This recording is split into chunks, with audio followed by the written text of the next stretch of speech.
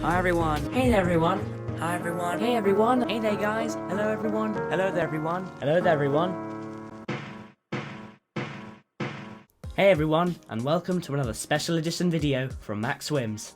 Today we are celebrating just over 365 days since the channel's creation, and to do this I've made a video jam-packed with analysis of not one, not two, but 3 new races I've competed in the last 2 weeks. I hope this video demonstrates what this channel was initially designed for: technique, tips and analysis. So, without further ado, let's begin this special analysis masterclass. First we need to talk about some channel achievements, right?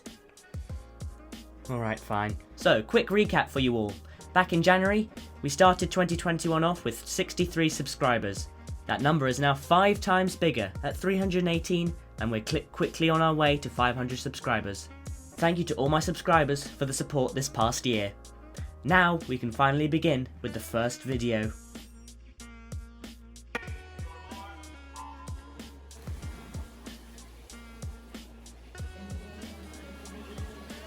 The first mistake is my body positioning on the start.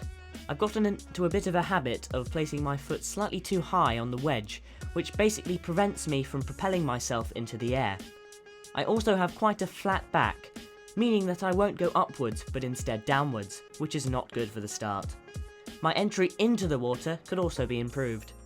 Keeping your toes pointed and almost glued together when you enter the water massively helps reduce the drag you create, but that's for a whole other video I'll be making in the future about why reducing drag or water resistance is so important. The underwater phase has always been an area of improvement for me. As you can see from this frame, I don't keep my knees together on the dolphin kick, which creates a hole for drag to be created yet again.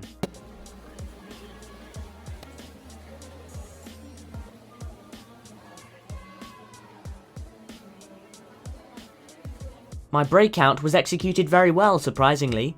I kept my head down for 5 strokes in order to reach my top speed early in the race, but then switched to a breathing pattern of 1 up, 1 down for the rest of the race. This is so I don't go into an oxygen debt, which I've mentioned before.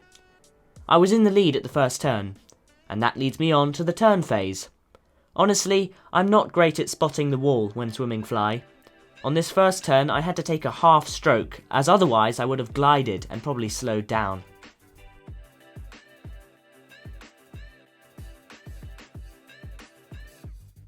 During the first 50 meters of a 100 fly, it's important not to waste all your energy in the first half of the race.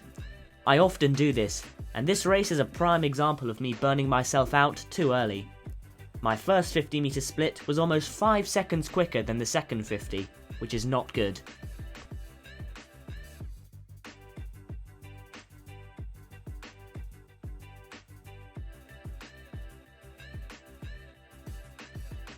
The final 25 meters of this race will always be the hardest to complete.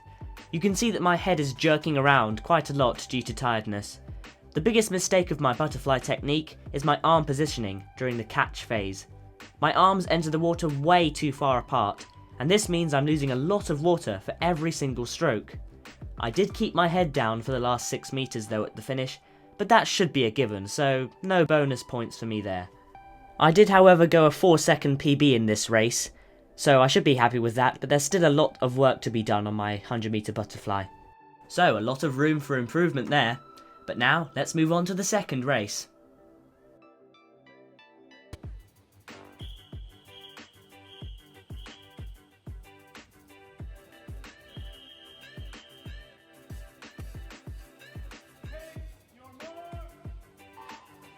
The start was slightly better in this race, as my feet are together and pointed a little more.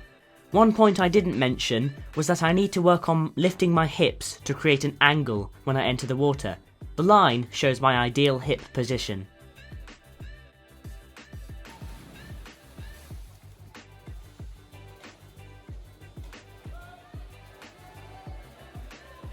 During the pull-out phase, I spent far too long gliding underwater, which would have wasted a lot of time that should have been spent speeding up on top of the water.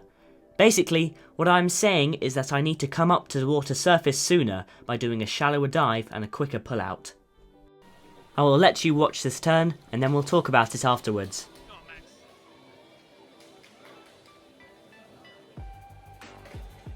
Really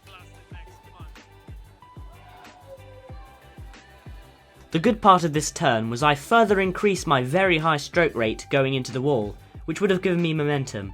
However, I did not use this momentum well and spent years underwater during the pullout, wasting more time than on the start. I was the last person to come up. It's important in breaststroke to be aggressive, which you might be able to see from both my high stroke rate, but also how I drive my head into the water. I was by far the youngest in this race and came third. Another bad thing was that I had to glide into the wall, as you can't really do a half stroke in breaststroke.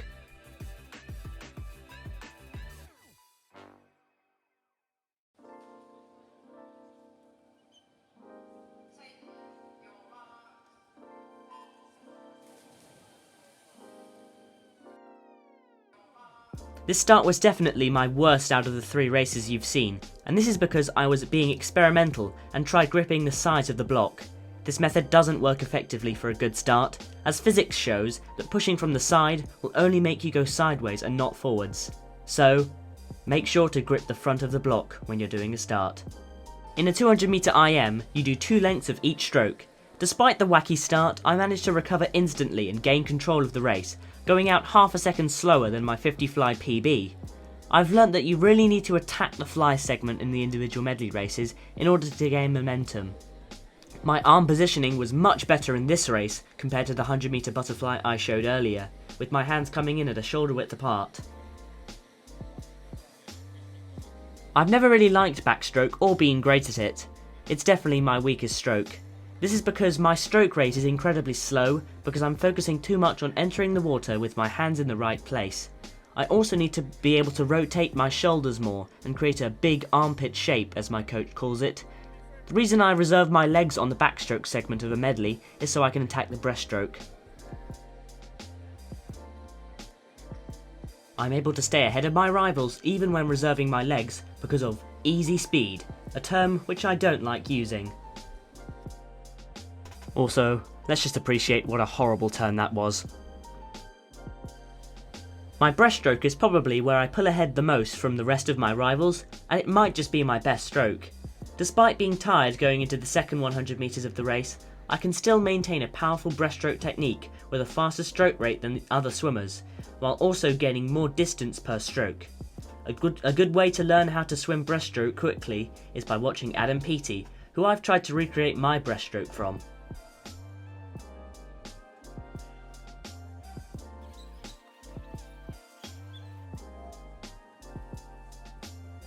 I was very out of breath and beginning to produce lactic acid going into the last 50 metres.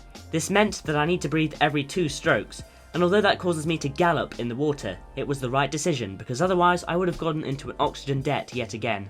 The kick part of freestyle makes up for 65% of your speed, which means that it's a little more important than the pulling part, so even if you're super tired at the end of a 200 IM like me, just keep on kicking.